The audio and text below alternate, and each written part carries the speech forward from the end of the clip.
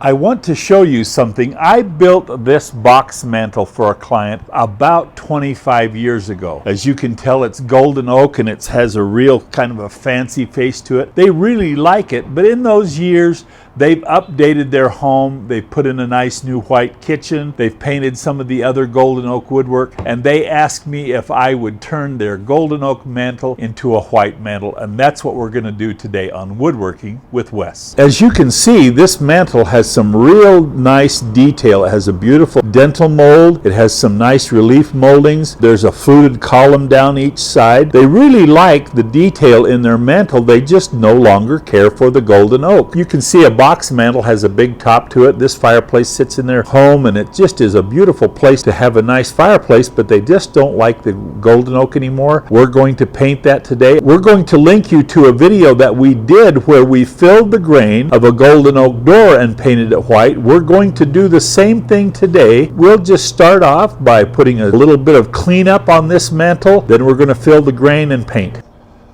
Clean with lacquer thinner first. Get all the oils off.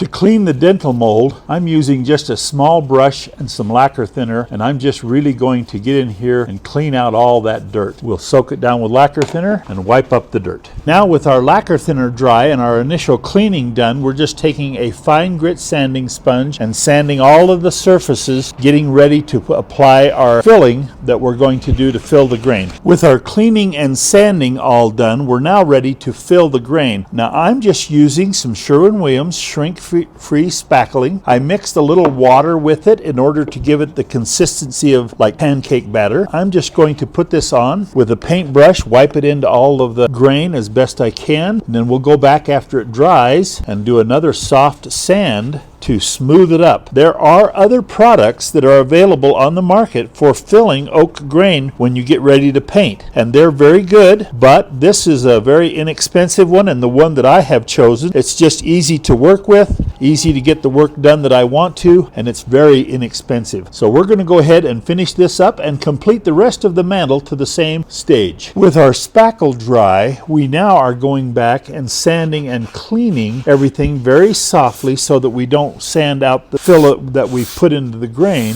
but we've now created a smoother surface for our paint and cleaned it off. You can see here we haven't cleaned, but over on this side we have, and this is what it will look like. We'll go ahead now and complete the whole mantle in this process. While our paint is drying in the paint shop, we have sprayed the underneath side of our cap on our box mantle. We've now applied our spackle to the top side, and we're getting ready to sand that. Make this as smooth so that we can spray our paint on the top side of our box mantle lid.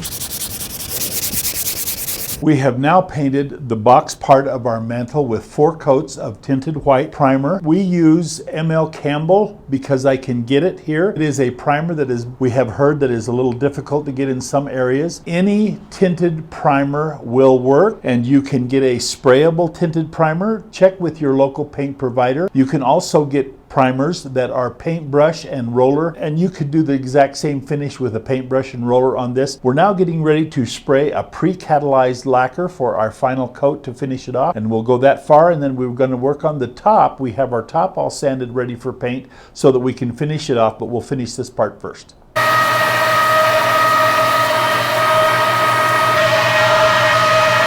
Well, we've completed our white paint transformation on our old golden oak mantle. It looks great. It's been a fun project. We love fun projects, and we'll be back with some more fun projects next time on Woodworking with Wes.